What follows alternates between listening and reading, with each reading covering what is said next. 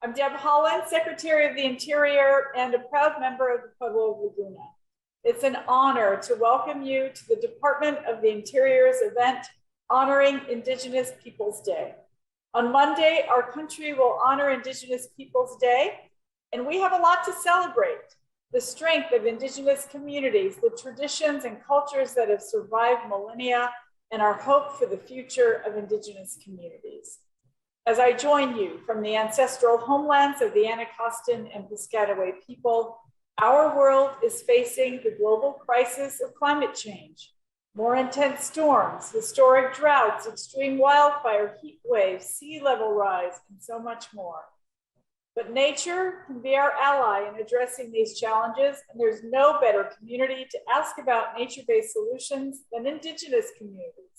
From wildfire prevention to managing drought and famine for millennia, our ancestors used nature-based approaches to coexist with mountains and deserts, oceans and rivers, plants and animals alike. We call these learning Indigenous knowledge. Indigenous people carry with us generations and generations of knowledge that was passed down to us by our families.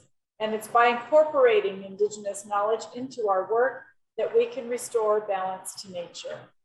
As a first Native American Cabinet Secretary, I carry these valuable perspectives with me.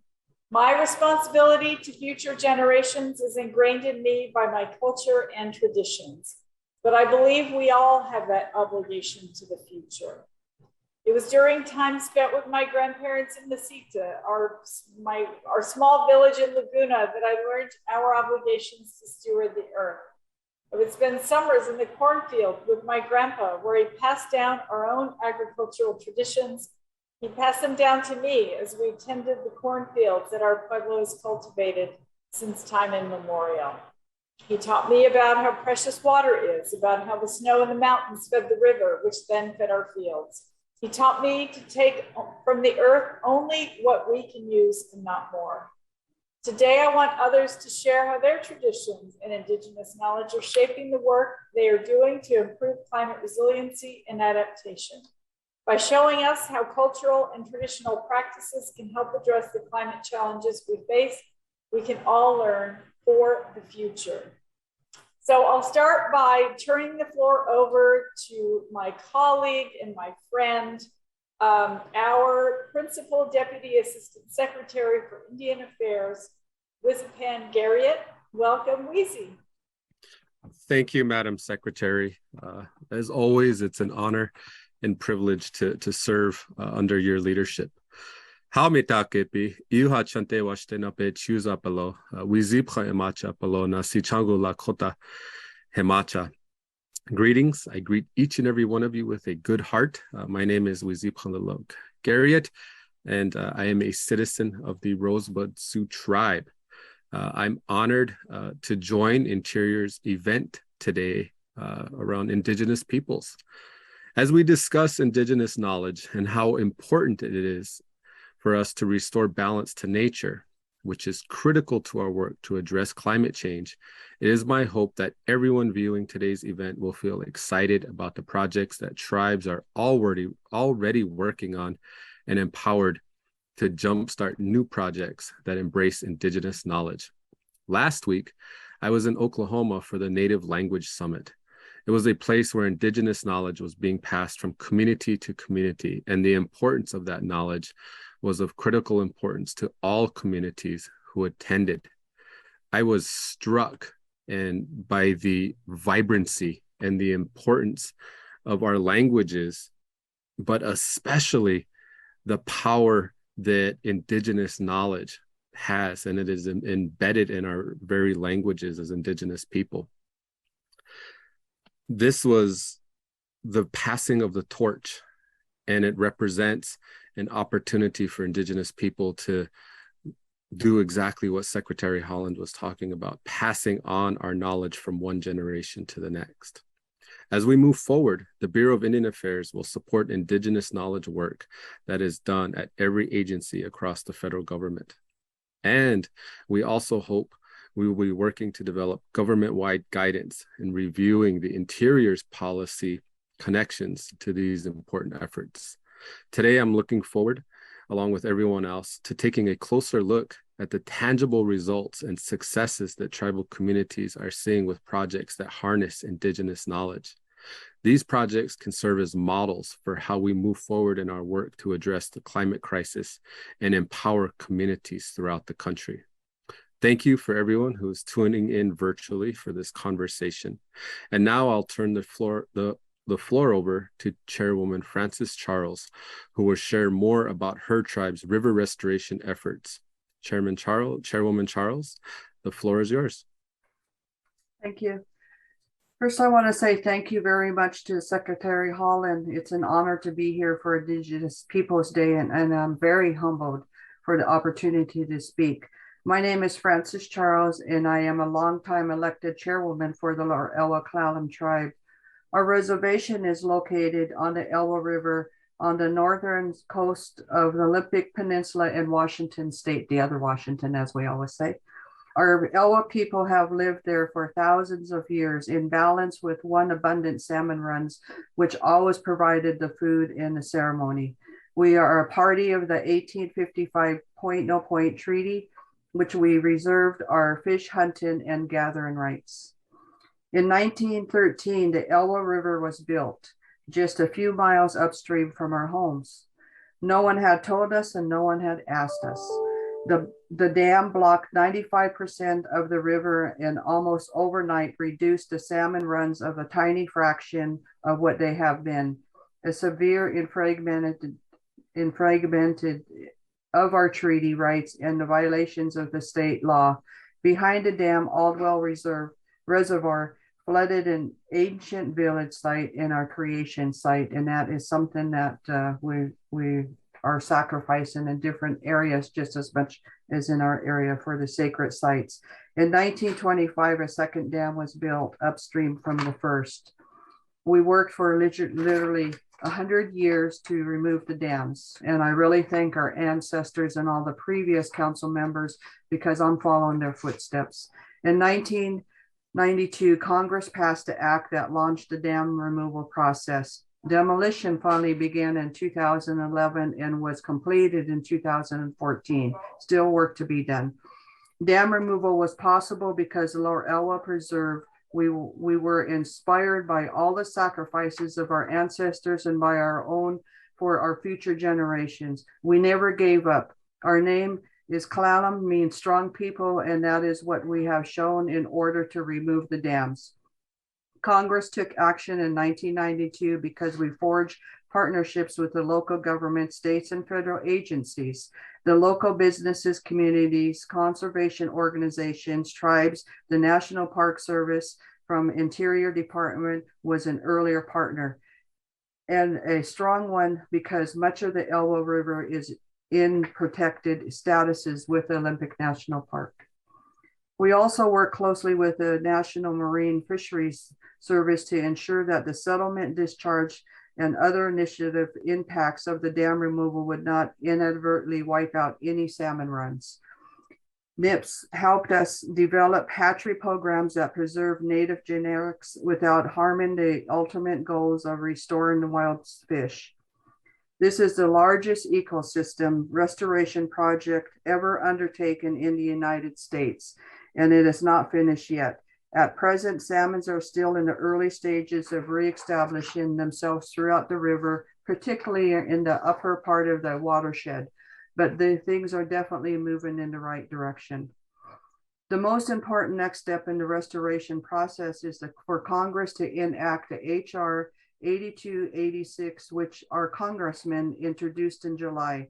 This bill would transfer the formal Aldwell Reservoir land to the tribe in trust and the reservation status as anticipated by Congress in 1992 Elwha Act. We are working with our senators to introduce a companion bill in the Senate and are hopefully that we can enact a historical legislation this year. Our tribe is very proud of what we have accomplished so far. We anticipate many partners, and especially our partners from the Interior Department.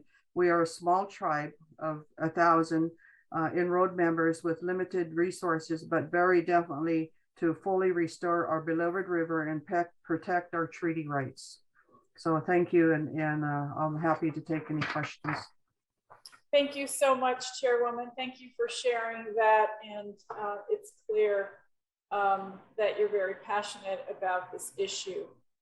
Today is about learning from each other, and I'm so grateful to be here to learn from you. My question is, how would you advise other tribes that want to incorporate their Indigenous knowledge into similar restoration projects?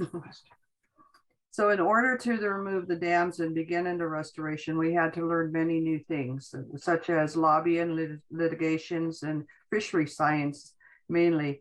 But we had learned that these new things from our Indigenous perspectives for working with and managing the river for the fish, the people, and all of the living things. One special skill we developed was that I would like to point out is our ability to do hands-on river restoration projects, such as building and engineering log jams to create microhabitats that salmon needed to migrate up and down the river. We developed a crew from the Elwha tribal members to do this work and under supervision of our habitat restoration biologists. And that was something that we had taken ownership on that part of it. But in addition to the coalition that we built in the 1980s and 90s was really based on our potlatch traditional sharing that we had done with the surrounding communities and in the school districts. In this case, we tried to share the importance of restoring the river, as sometimes that would benefit everyone, not just the tribes, but everyone. And it turned out to be the most people that we were able to organize from, and we all agreed with. We had our disagreements, but we were able to come to an agreement. Thank you, Chairwoman, for sharing such an incredible story and sharing your wisdom. Now I'm pleased to introduce one of my heroes, former Chairwoman Karen Diver, who is now working with the University of Minnesota and is an incredible expert on incorporating Indigenous knowledge in agriculture and in many other industries. Karen, we're happy to have you with us today. Take it away. Uju Anin. Thank you. I'm joining you today from my homelands on the Fond du Lac Reservation in northern Minnesota. I'll disturb you all and say we had a few flakes of snow this morning. So it is that time of year, and we like the changing of the seasons. So as I was coming back from the Obama administration, I was approached by a group of researchers from the University of Minnesota. The tribe had previously engaged different parts of the University of Minnesota because we needed, in order to protect our resources, specifically around wild rice, we were involved in state actions, permitting activities with the Army Corps of Engineers. And it seemed like all of those other processes outside of the reservation valued Western science more than our knowledge that we were using internally. And we incorporate our elders into natural resource management on Fond du Lac. We take young college-educated tribal members in the sciences and we pair them with elders, and they do field work together so that they can hear those stories and hear about that generational learning, much like Madam Secretary referenced. But we know we need that Western science as well. So these researchers wanted to look at wild rice, and they were coming from hydrology and, biology, not thinking about what the tribes need, but really motivated by their own research agenda. And they asked if I would help. And I told them, it's not your fault that your education failed you. You only believe what you've been told in your Western-based education. And there's so many other ways of knowing that you weren't taught, and it's not your fault. But if you're going to step foot on a tribal community, first of all, you need to understand that most of your research has been done because you value it. It's something you're interested in and not necessarily a priority that was set by the tribe. So I wouldn't even let them begin talking to tribes until they got training about tribal governments and sovereignty, cultural protocols, how do you ask permission to come on the land, but also said that it's about relationships. We take care of natural resources because we are taking care of our relatives, and they see it as a commodity. We didn't want them doing the genome or trademarking it or anything else, and that they needed to ask permission.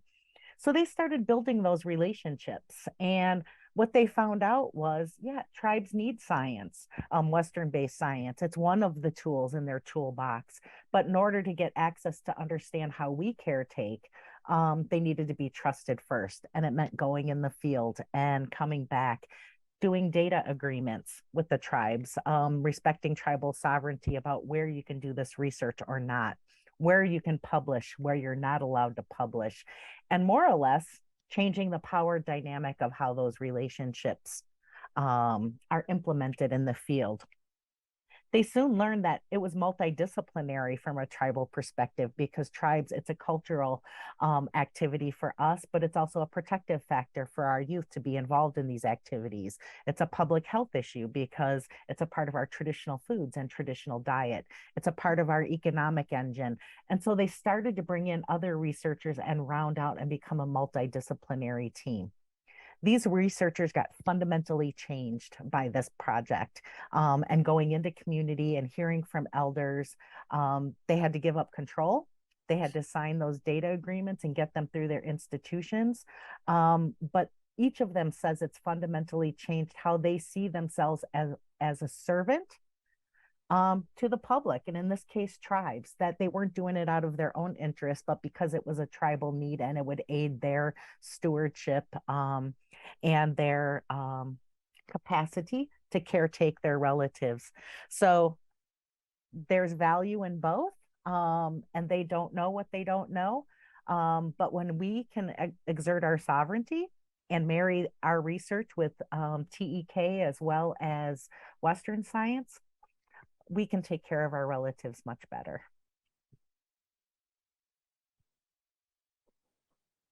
Thank you so much.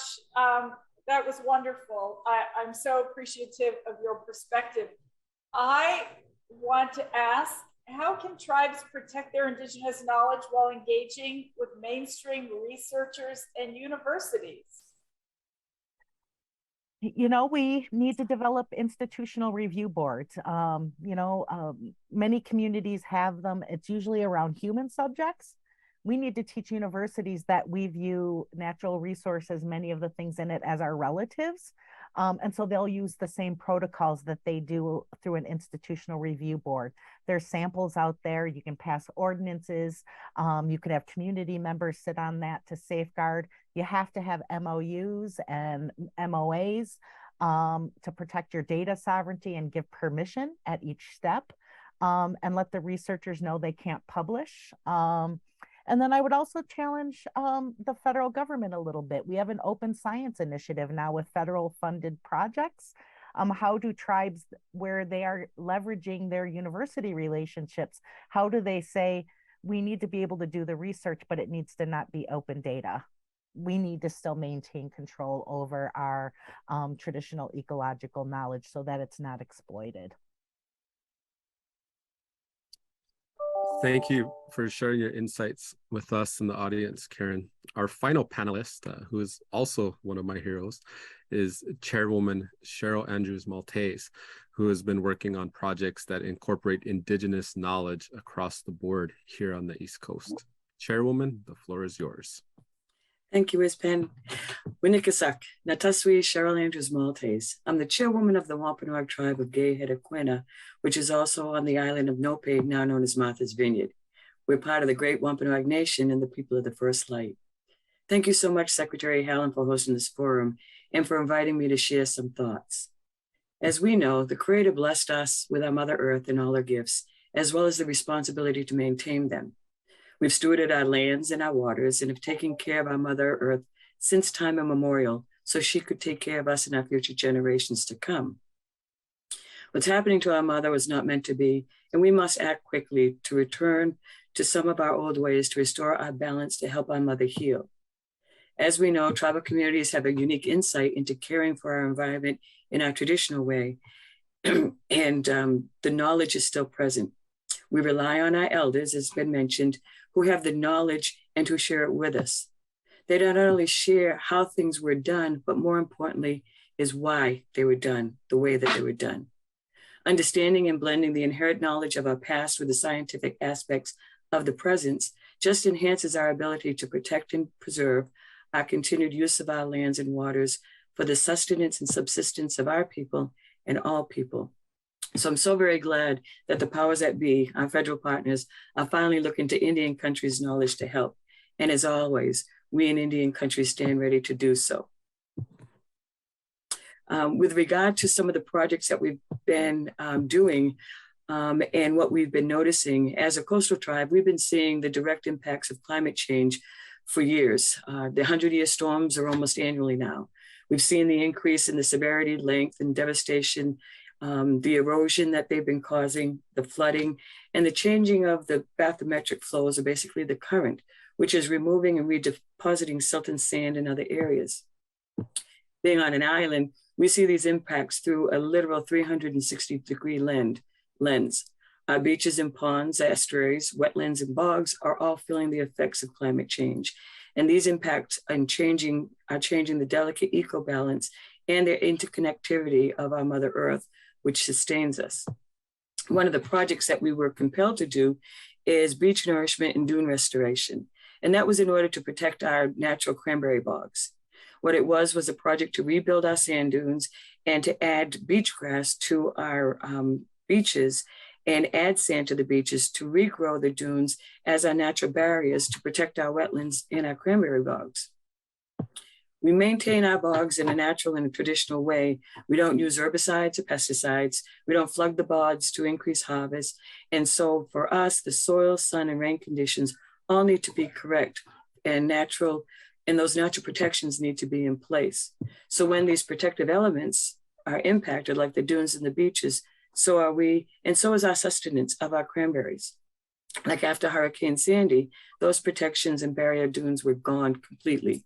So we had to make sure we reestablished the ability to ensure that whatever the storms might take place, they don't overflow and hit into those areas. So with the help and assistance of FEMA, EPA, U.S. Fish and Wildlife, and BIA funding, we began the process of beach nourishment. And with other methods, we've now seen the success of that, that the dunes are actually rebuilding themselves. The grass has taken root, and it's gone from being what was mainly a tribal initiative to a tribal community initiative to an island-wide initiative, because we're all in it together, especially when we're on an island. We also had to do road repairs after Sandy and culvert installation, so that this way we could mitigate the chemical runoff from vehicles driving down our roads and polluting our bogs. And plus, with the temperatures changing, we're also having to fight and combat toxic algae blooms within our waters, because then the temperatures are no longer consistent to where they keep those things at bay. We've shared with having our pond restoration, where we reintroduce base color propagation, planting eelgrass, dredging the channel to open up the flow, and restoring our herring run. The depletion of nutrients, as well as the salination becoming higher and lower, are impacting our entire aquatic environment. Certain conditions need to be balanced appropriately. So by taking these measures of what we know our areas were, the impacts of climate change, and taking our traditional cultural knowledge and braiding it with the contemporary sciences, we've been able to reproduce and restock our ponds, which now a lot of our tribal members can still use our oysters, bay scallops, and winter flounder as a way to sustain themselves both economically and healthily, as well as it supplies for them making a living or supplementing their living. And those are two of our most successful projects, but they have been highlighted, and our community feels it, the island feels it, and within our hearts, we feel it, because we know we're restoring our mother back to her health as we evolve into a more responsible community of human beings. Thank you so much, Chairwoman. That all sounds so amazing. And I was curious, you know, what are you seeing as unique about your Eastern Coastal Tribal community, and how your people participate in the climate adaptation that you just described? Oh, thank you.